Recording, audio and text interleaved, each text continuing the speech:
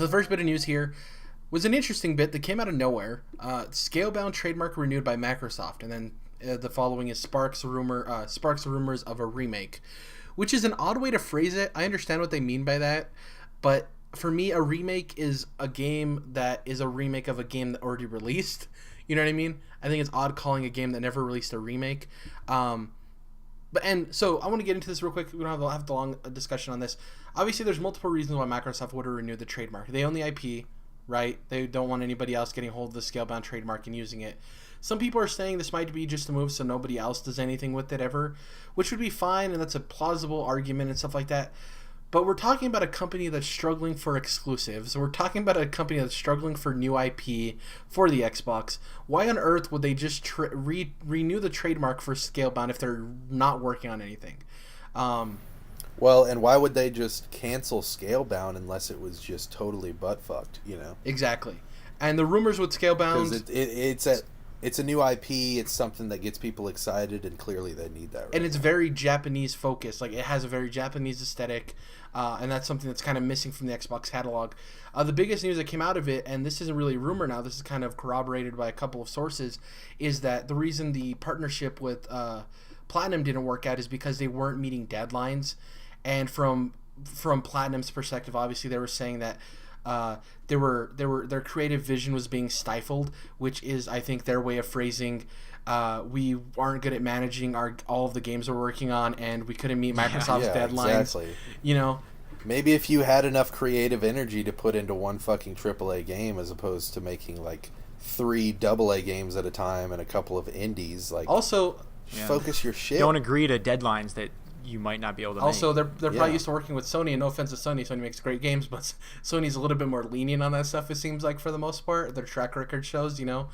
So, and Microsoft's probably like, hey dude, we need this game, we need exclusives, you know. And they're probably the whole thing of missing deadlines isn't surprising. The thing with Platinum is people talk about them like they're some revered studio. I think they're a good studio that sometimes has hits and sometimes has misses, you know. And they're somewhere in between there. The people are like, this game, Scalebound, if it comes out, it's not going to have the greatness of Platinum. I'm like, well, it possibly could have had the greatness of Platinum. I don't know if that was a for sure thing or not, you know? Unfortunately, I feel like people give them way more credit than a lot of other studios that deserve that credit, that actually have the fucking track record. Like, somebody like, just pulling it out of my butt, Remedy. Like, Remedy Entertainment just, you know, people could give a fuck about Quantum Break, right? But it's like, that's a really great game. Alan Wake is really well received critically, and the Max Payne games were really well received. Like, nobody gives a fuck about Remedy, but Platinum is this, you know, paragon of the industry. Exactly. It's weird. Dom, you haven't really gotten into this discussion. What do you think? Is this Scalebound trademark renewal, like, is it something we should pay attention to, or is it just them protecting their own IP? I think it could come back. I think it might be a while, though. They definitely want to hang on to it, though, like you're saying. And right now, that their intention might just be just to keep it off the market, and so they have it. You know, with the intention of one day doing something with it, or maybe they can decide later, right? They're just owning things to own them, right? It could be valuable. If nothing else, it's a solid name. Yeah. Right. I honestly think, though, really, like, we were talking about this in our own private chat, is like, it depends on how much of the game they actually owned, you know, like assets and stuff like that. Like, they could, and it's not this easy. I know it's a lot more complicated than this, but they probably could have taken a lot of those assets and stuff, like probably the game that was already made, taken that and then given it to another company. And obviously they're not just going to be able to, fill in the holes and let's release it. They're going to have to do some tweaking and stuff like that. But it could be farther along than we anticipate. You never know, you know. And then there's like, well, what engine was it built on? Who owned that engine? It might not. I feel like it's got to be transferable. I definitely feel like Microsoft owns that shit, though. I don't think that they would have just let all that stuff go, you know. And I don't think that they are the type of company to let people own their IPs, you know. I think Epic. It all depends on how that Gears of War, you know, if that were the case. It all depends on how that contract was worked out initially, right? Exactly. Also, the Twitter user who broke this news is also claiming that it's they've already given it to what did he say? A really close Microsoft studio, like a really trusted studio that's close to Microsoft. So a first party or a really close second party. Unfortunately, that's not Remedy or anything because obviously Remedy's not tied to Microsoft anymore. One of the Forza ones. Oh, yeah, well, yeah, because the one of the Forza studios, they're actually splitting off into 2 studios now, and one's going to be working on the Horizon games, and another one's working on non-racing games. So that could potentially be it. I'm just saying, there's a Forza game every year. It feels like Call of Duty. Well, they're different though. For racing fans, they are very different. Forza, the mainline Forzas are more like F1 racing type games. It's sim versus arcade. Exactly. Whereas Forza Horizon's more of like the playful, go around the city, do exactly the arcade type of racing. Okay. So they're completely different. I buy it. That's just the ignorant outsider's point of view for you. Then. Yeah. Yeah, I would say even just being the not really Xbox guy, even though I have one, I think they're different enough to where you could speak to this better than I could, Jared, but I don't hear any Xbox fans like, ugh, we just got Forza Horizon 3, now we're getting Forza 7 or 6 or whatever. Yeah, because they take up different parts of the chart. Like, for instance, my friend that I talked about previously in the show, he loves arcade racers. He's not about that F1, Forza Motorsport or Gran Turismo, like those more authentic racers. He's more of like the arcade, the Need for Speed, the Forza Horizon. And there's some people that cross that. Shout out to Burnout. You got to shout out to Burnout when you talk about arcade racers. Burnout as well. Yes, Burnout. There's some people who cross over, but they are 2 big markets. And yeah, it's not people complaining like, oh, we got this last year. Completely different games. Speaking about potentially different games, we got news today, as of recording this show, about Destiny 2 gameplay details. Pretty interesting stuff. All of us played Destiny. I think we all had the same experience with it. We played it, we gave it the opportunity, we enjoyed it, and then I think all 3 of us hard quit, right? It got really repetitive. There wasn't a lot there. It was a lot of the same old. There wasn't a lot of meat on the bones of what Destiny was.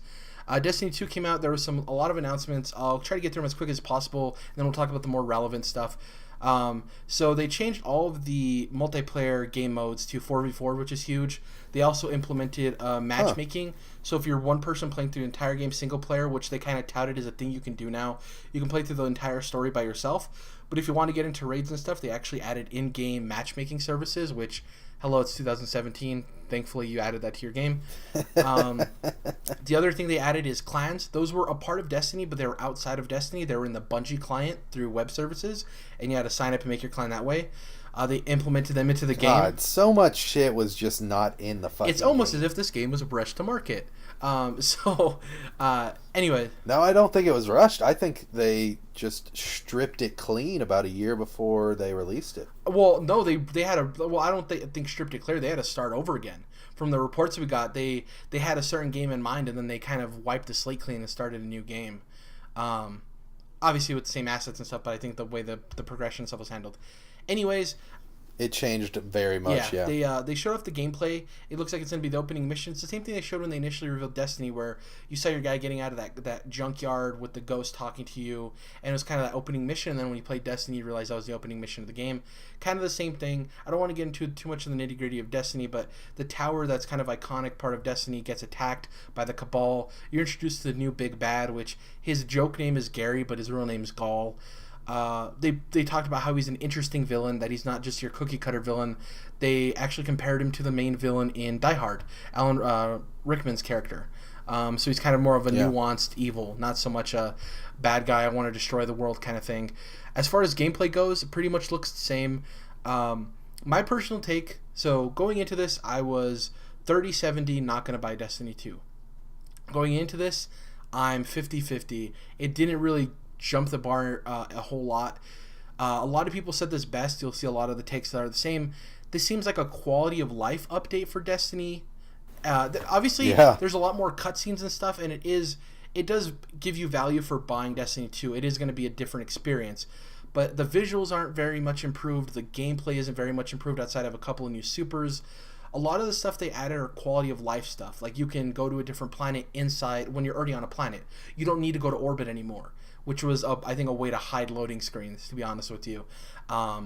Obviously, you still did load, but it was like, hey, jump here so we can unload that, and then we can load something else. Whereas now they made it so you can jump from planet to planet. One of the really interesting things, so in the first game, it was terrible character development. It was a terrible story. There was really nothing there, right?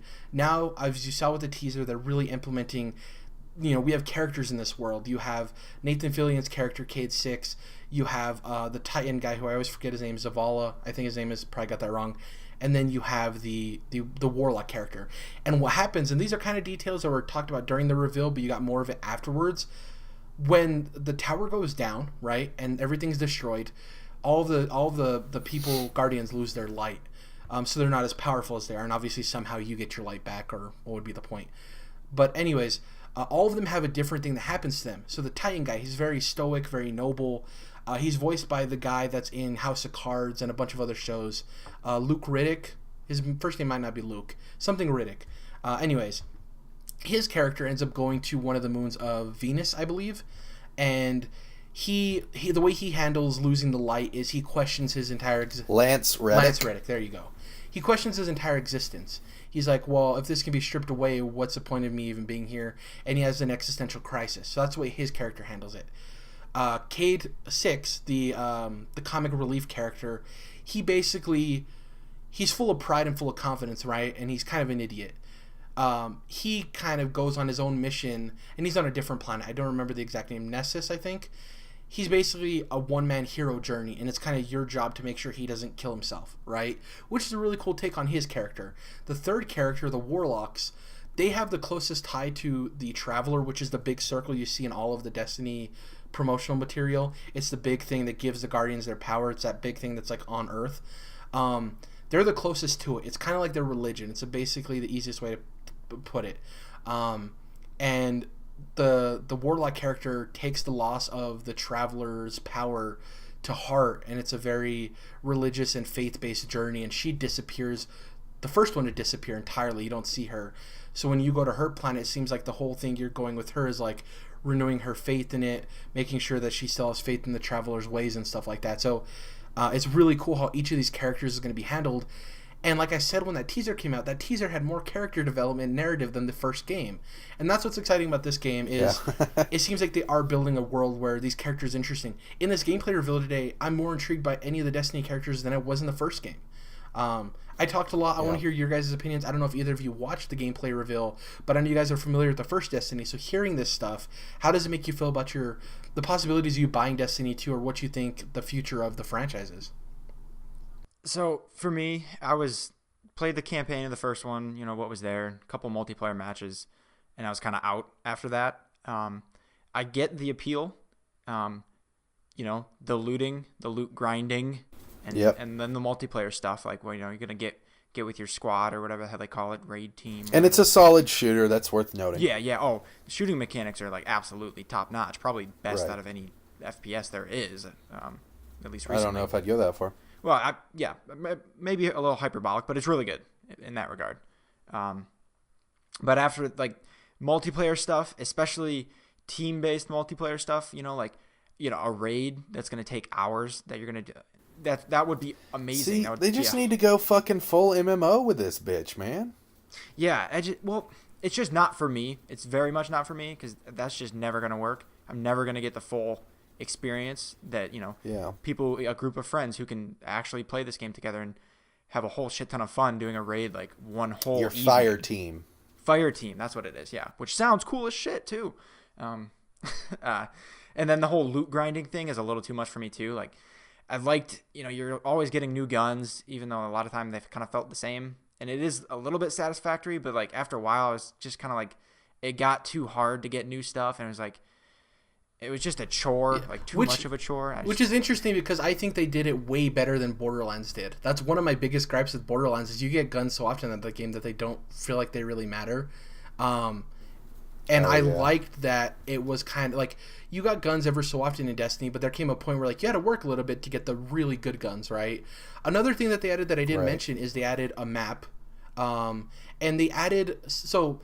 Did you guys ever do any overworld stuff in Destiny where you just like ran around the moon or ran around Venus or wherever it was? Like, those open areas before you went to story missions? Right.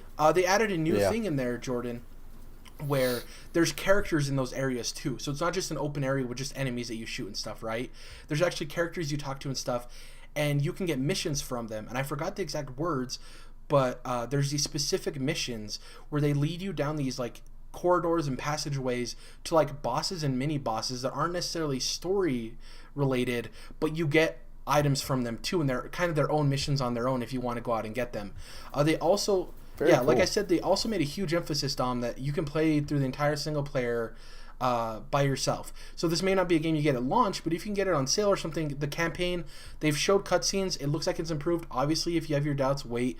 But it does seem like a game, even if you're not going to get into the heavy raid stuff, which I enjoyed. I had a group of 6 that I raided with, and it was fun until it wasn't, and I hard quit Destiny because there just wasn't a lot of content there. Until it wasn't. My other issue with this announcement, and I understand why, but for me, if you're showing off gameplay, you shouldn't have any ties to anything if it's this event for everyone. Towards the end of the show, they're like, we would like to thank our partners PlayStation for providing all of the PS4 Pros that are going to be used to play on today. And I was like, that's a weird thing to say during a gameplay reveal. Really odd to me. Also, it's coming to PC, which is huge. Apparently, it's silky smooth, runs 60 FPS. A lot of the people I follow that are more PC-centric, the Jesse Coxes and Animunitions of the world, if you follow them on Twitch or YouTube, they were talking, and I value their opinion, they're not just like PC tryhards.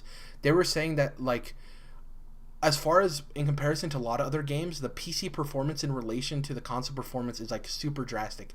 Even though Destiny 2 is running on a PS4 Pro, the PC still just, it looked night and day apparently from what they were saying, which is kind of odd because you'd figure the PS4 Pro would make up a little ground. Obviously, nothing's going to look as good as a PC, right?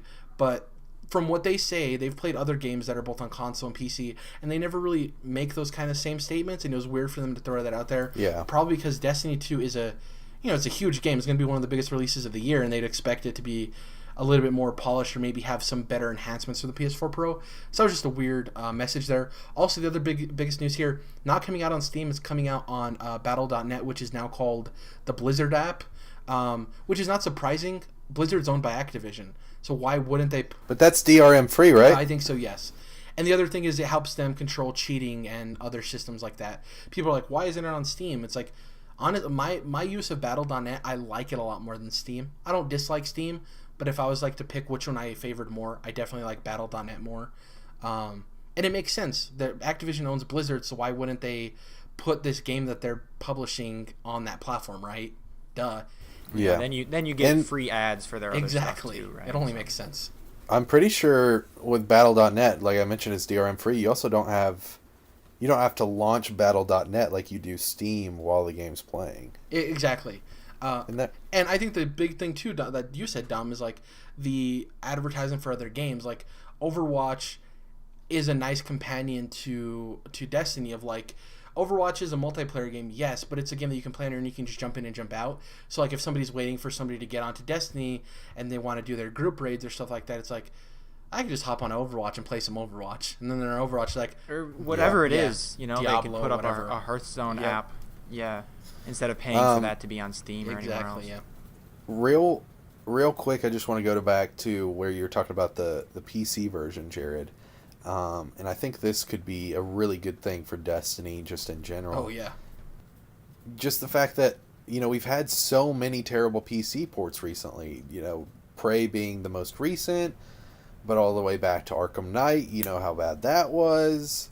And it just seems like the PC versions recently have been the worst of the three when it comes to PS4, Xbox, and PC. And that just sucks because it should be the opposite, really. I mean, I know I'm a console gamer, but PC should clearly be getting the best performance in video games, no doubt about it. And so, if that's the case with Destiny, I'm really glad to hear that, because we've just had way too many examples of fucking broken PC versions of the games that should be running best on PC. Also, it has an uncapped frame rate on PC. The ones that were playing at the event were 60 FPS, but it actually has an uncapped frame rate, which is huge for people.